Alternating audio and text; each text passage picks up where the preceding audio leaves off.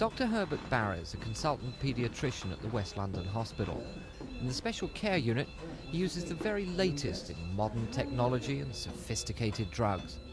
But as for using drugs to treat minor complaints, Dr. Herbert has just one thing to say: humbug.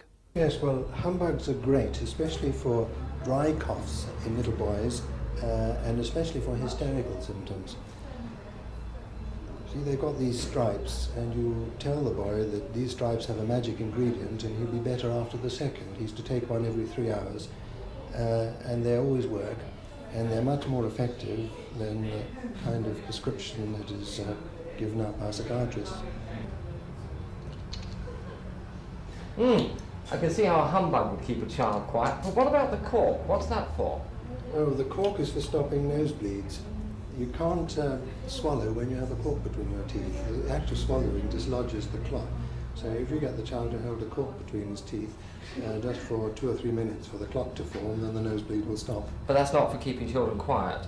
No. What about the brandy? Don't tell me you're giving little children drinks.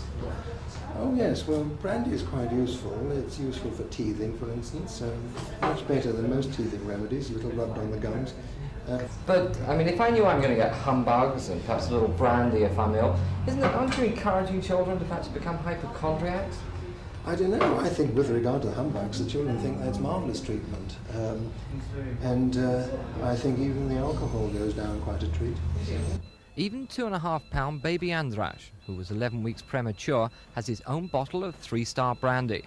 A few drops of the hard stuff are just the thing to stimulate his tiny heart. And when it comes to homespun remedies, even Britain's best-known mother will admit there's nothing like a little finger to quieten a right royal row. Michael Voss for Thames News.